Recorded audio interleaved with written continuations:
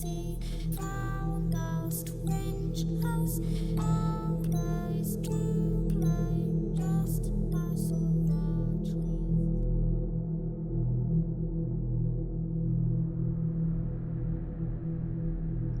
Albert Fish, also known as the Vampire of Wysteria and the Grey Man.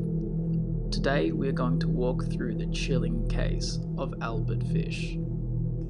This case is over 100 years old. Albert Fish was born on May the 19th, 1870 in Washington, D.C. Albert's father was American, while his mother was Scottish American. His father was 43 years older than his mother. He was 75, while she, the mother, was 32. Albert's family tree was plagued by mental illness, starting with his uncle who was diagnosed with mania. For those of you who don't know, mania is characterized by having racing thoughts, exaggerated behaviors, and high energy. His mother had visual hallucinations, and some of his siblings went to mental hospitals and even had mental affliction. Albert Fish's father passed away in 1875. This was caused by a heart attack. His mother then put him and his siblings into an orphanage as she was no longer capable of taking care of them on her own. The orphanage was located in Washington, D.C. and was named St. John's Orphanage.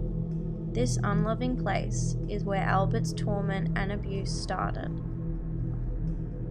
The individuals that worked at the orphanage would often beat the children and even encourage them to beat each other. Whilst most other children were terrified of the cruel beatings they were encountering, Albert Fish reveled in them. Fish began to enjoy the physical pain being brought onto him and enjoy watching others encounter the exact same pain. By the age of 9, Albert's mother had found herself a job and was then able to take Albert out of the orphanage. I was there until I was nearly 9, and that's where I got started wrong. We were unmercifully whipped, and I saw boys doing things they should not have done. After a few years had gone by, Albert was at the age of 12 when he met a telegraph boy and began to have his first intimate relationship with him. This boy introduced Albert to some peculiar behaviors, such as drinking urine and eating feces. Albert was known to spend his spare time going to public bathrooms and watching young boys undress themselves. Albert Fish moved to New York in 1890, where he became a prostitute and would force himself onto younger boys. He met a woman named Anna Hoffman. She was 9 years younger than him, and they were soon married. This marriage was in fact arranged by his mother. The couple had 6 children together. Albert supported his family like any other man would in those times and became a local house painter. He has later confessed that at this time he was still molesting children, mostly boys, under the age of 6. In 1910, Albert Fish met a young man named Thomas Keaton, and they began to have a sadomasochism relationship. It is unknown whether Keaton was consensual in this relationship or not, although some confessions from Albert imply that the man was intellectually disabled. After having been acquainted for 10 days, he took Thomas Keaton to an abandoned farmhouse where he would then torture him. For over 2 weeks, Albert was torturing Thomas and eventually cut off half of his penis.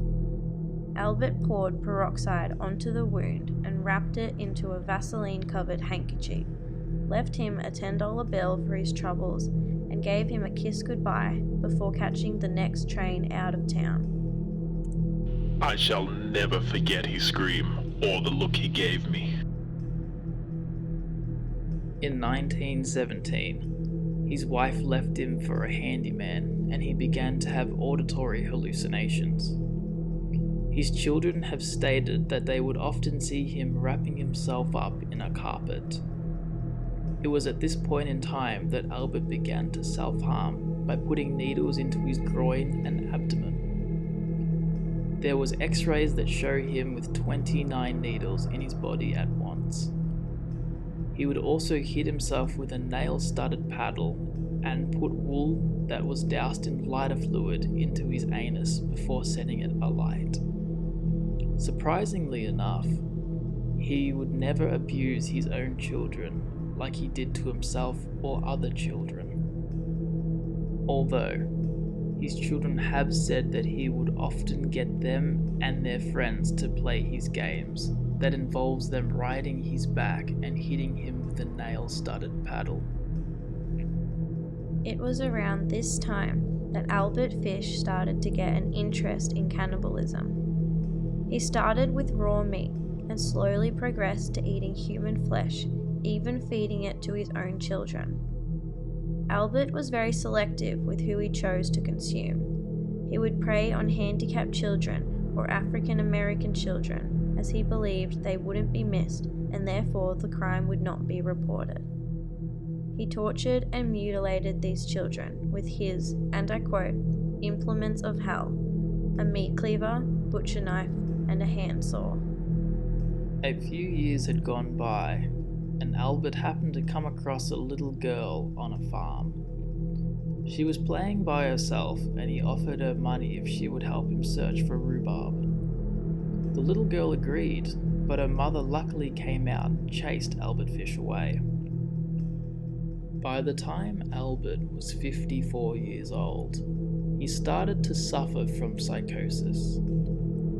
Through this, he believed he was being commanded by God to torture and sexually mutilate young children. Albert remarried in 1930, only to divorce a week later. 1928, the year that Albert Fish's most infamous case was placed. Albert came across an ad in the newspaper that a teenage boy had put out in seek of a job. He went to the Budd household, pretending to be a farmer named Frank, stating he was going to hire the teenage boy along with his friend and would come to fetch them in a few days to start work. Albert has later confessed that his intention was to tie up the boy, kill him, and let him bleed out. When Albert returned, he met the teenage boy's younger sister, Grace Budd. Upon meeting Grace, Albert's intended victim had changed. Albert was casually discussing the farm and the work the teenage boys would be doing when he slid in that the reason he was in town was for his younger niece's birthday. He offered for Grace to accompany him, and her parents said yes. They never saw their daughter again. In 1934, Grace's mother received an anonymous letter that ultimately led the police to Albert Fish.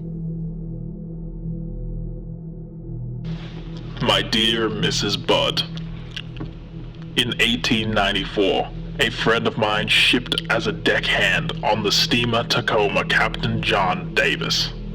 They sailed from San Francisco to Hong Kong, China. On arriving there, he and two others went ashore and got drunk.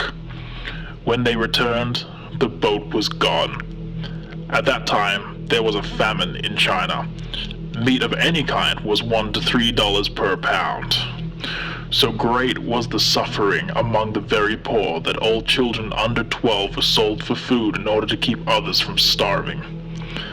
A boy or girl under 14 was not safe in the street. You could go into any shop and ask for a steak, chops, or stew meat. Part of the naked body of the boy or girl would be brought out and just what you wanted cut from them. A boy or girl's behind, which is the sweetest part of the body, is sold as veal cutlets, brings in the highest price. John stayed there so long that he acquired a taste for human flesh. On his return to New York, he stole two boys, one 7, one 11. He took them to his home, stripped them naked and tied them up in the closet, and then burned everything they had on. Several times every day and night he spanked them, torturing them to make their meat good and tender. First he killed the 11-year-old boy because he had the fattest ass and of course the most meat on it.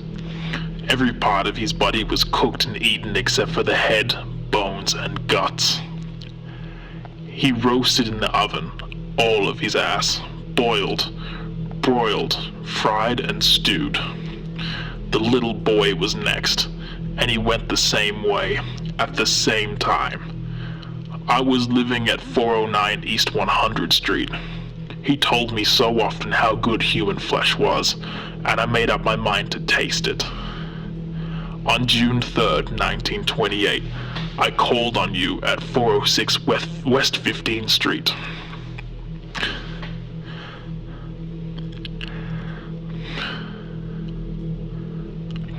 On June 3rd, 1928, I called on you at 406 West 15th Street and brought you a pot of cheese and strawberries. We had lunch. Grace sat on my lap and kissed me. I made up my mind to eat her. On the pretense of taking her to a party, you said yes, she could go. I took her to an empty house in Westchester I had already picked out. When we got there, I told her to remain outside. She picked wildflowers. I went upstairs and stripped all my clothes off. I knew if I did not, I would get my blood on them. When all was ready, I went to the window and called her. Then I hid in the closet until she was in the room. When she saw me all naked, she began to cry and tried to run down the stairs. I grabbed her and she said she would tell her mama. First I stripped her naked. How she did kick, bite, and scratch.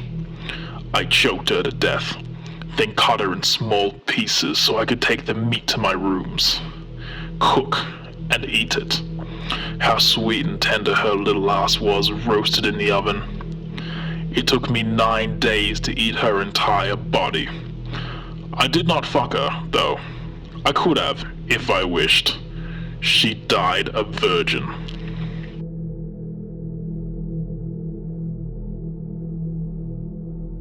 Police investigated the letter, and although it was not proven whether the famine in Hong Kong was true or false, all the parts involving Grace were proven to be true, except the part saying he ate her, as they had no way to prove this.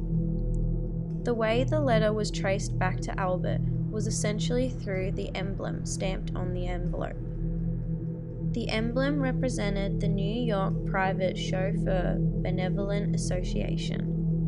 A janitor had told the police that Albert took some of the stationery home, and when he moved out, he had left some behind in his apartment. The chief investigator, William F. King, waited at Albert's home for him to return. Once arrived, Albert Fish agreed to go to the headquarters to be questioned. Albert did not deny murdering Grace, and stated that he had originally intended on killing her older brother instead. Albert said he had no intentions on raping her, although he did have 2 involuntary ejaculations while kneeling on her chest and strangling her.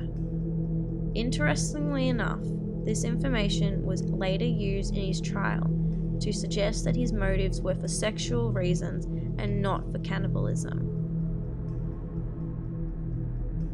Upon being arrested, Albert pleaded guilty to 2 other murders. Francis McDonnell had been out playing with his friends when he failed to return home, thus causing his parents and the police to send out a search party where they found his body hanging from a tree in the woods. He had been sexually assaulted and strangled with his own suspenders. An autopsy showed that his left hamstring had been stripped of its flesh. Albert Fish took no responsibility for this. He did later say that he had planned on castrating the boy before fleeing the scene after hearing someone coming. Numerous people had reported to the police of seeing a strange man lurking around the town earlier that day, and the mother of the boy said she saw a man that looked, and I quote, faded and grey. This is what gave him the nickname, the Grey Man. Francis McDonald's murder remained a mystery up until the murderer of Grace Budd was caught. At first, Albert Fish denied the charges. In 1935, after the conclusion of his trial for Grace Budd, another murder he had committed of a child named Billy Gaffney, he finally confessed to the charges for the murder of Francis McDonald. On February the 11th in 1927, 4-year-old Billy Gaffney was playing with his 12-year-old brother and 3-year-old friend. The boys were playing outside of their apartment hallway when the older brother left towards his apartment. The boys disappeared, although the 3-year-old friend was found on the roof of the apartment, and when asked what had happened to his friend Billy, he said that he was taken by the boogeyman. Billy Gaffney was never seen again, nor was his body ever recovered. When the boys had disappeared, a man by the name of Joseph Meehan, a motorman, saw a picture of Albert Fish and identified him as the same man he saw on the day that Billy was taken. Joseph claimed that the man was trying to hush a boy who was crying loudly for his mother. The 3-year-old's description of the boogeyman matched Albert Fish. The police identified the child Joseph had seen as Billy Gaffney. The police were also able to figure out that Albert was working only a few miles away from where Billy was abducted. Later on, in a letter that Albert Fish had sent to his attorney, he claimed the following happened. I brought him to the Riker Avenue dumps. There is a house that stands alone, not far from where I took him. I took the boy there, stripped him naked and tied his hands and feet and gagged him with a piece of dirty rag I found out of the dump. Then I burned his clothes, threw his shoes in the dump. Then I walked back and took the trolley to 59th Street at 2 a.m. and walked from there home. Next day, about 2 p.m., I took the tools, a good heavy cat of 9 tails, homemade, short handle, cut one of my belts in half, slit these halves in 6 strips, about 8 inches long. I whipped his bare behind till the blood ran from his legs. I cut off his ears, nose, slit his mouth from ear to ear, gouged out his eyes.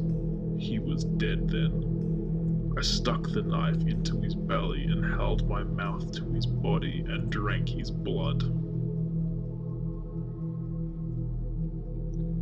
I picked up 4 old potato sacks and gathered a pile of stones. I then cut him up. I had a grip with me. I put his nose, ears, and a few slices of his belly in the grip. Then I cut him through the middle of his body, just below the belly button. Then through his legs about 2 inches below his behind. I put this in my grip with a lot of paper. I cut off the head, feet, arms, hands, and the legs below the knee. This I put in sacks weighed with stones, tied the ends and threw them into the pools of slimy water you will see all along the road going to North Beach. I came home with my meat. I had the front of his body I liked best, his monkey and peewees, and a nice little fat behind to roast in the oven and eat. I made a stew out of his ears, nose, pieces of his face and belly. I put onions, carrots, turnips, celery, salt, and pepper. It was good. Then I split the cheeks of his behind open, cut off his monkey and peewees and washed them first. I put strips of bacon on each cheek of his behind and put them in the oven. Then I picked 4 onions, and when the meat had roasted about a quarter of an hour, I poured about a pint of water over it for gravy and then put in the onions. At frequent intervals, I basted his behind with a wooden spoon so the meat would be nice and juicy. In about 2 hours, it was nice and brown, cooked through. I never ate any roast turkey that tasted half as good as his sweet fat little behind did. I ate every bit of meat in about 4 days.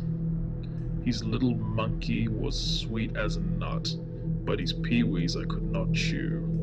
Threw them in the toilet.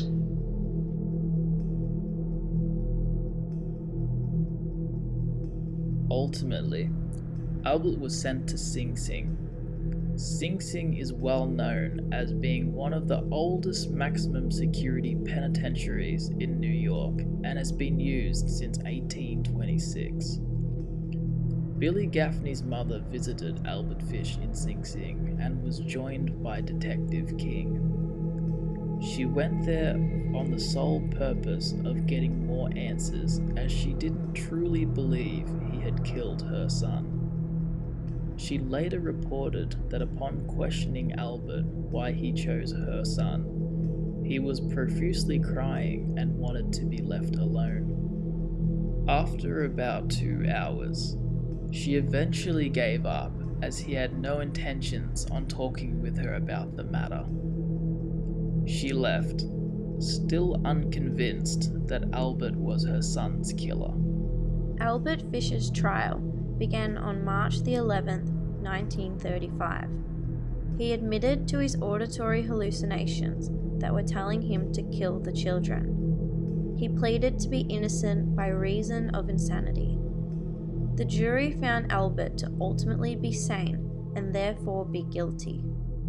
It is speculated that the jury denied him being insane, as the only way he could be executed was if he was proven to be sane. The trial only took 10 days, and the verdict was that he be killed by the electric chair.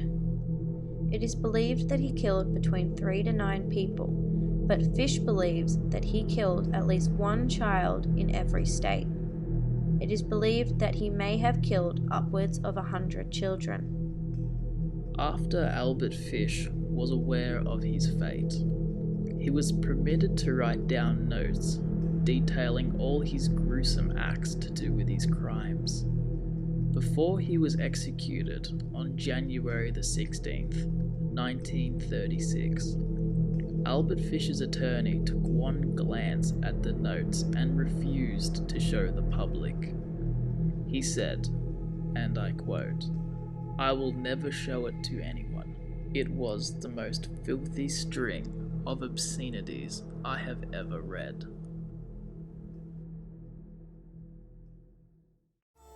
To come and play.